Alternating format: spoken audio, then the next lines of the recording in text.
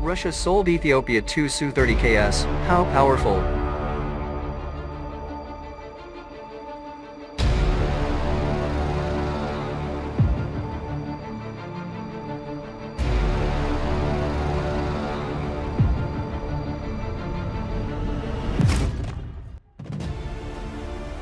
In a recent turn of events, the East African nation of Ethiopia has confirmed the addition of 2 Russian Su-30K first-generation fighter jets to its air force. The Su-30K fighters come from Russia, and were initially manufactured years before to meet the needs of the Indian Air Force. However, in an unexpected turn of events, the entire batch of 18 fighter jets was returned by India to Russia in 2007, as they initiated the production of their homegrown Su-30Mki. In a clever negotiation, Russia sold 12 of these return fighters to Angola, another African nation, in 2017.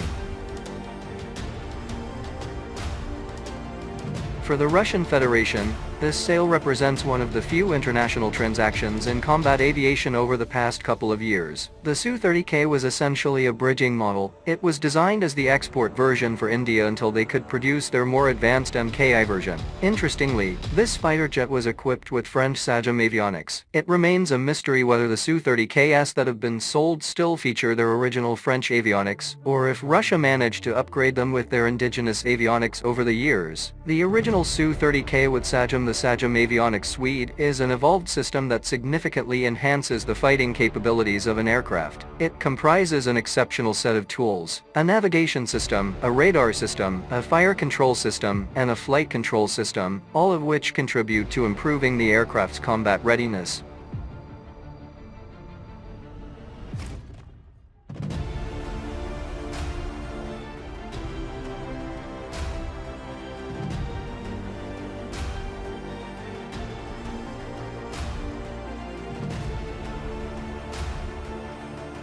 When it comes to the radar system included in the SAGEM avionics suite, it can detect, track, and manage multiple targets simultaneously. Its dual-function characteristics in air-to-air and surface-to-air modes provide a comprehensive understanding of the battleground to pilots. The fire control system, designed in synergy with the radar system and the aircraft's weaponry, allows pilots to accurately engage enemy targets. The Su-30K has a limited range. The aircraft is primarily designed for air-to-air combat, offering only a handful of air-to-surface weapons. However, if you look at the original Su-30, it is indeed a versatile fighter. It's capable of storing and deploying a wide array of air-to-air and air-to-surface weapons, presenting a broader range of combat possibilities.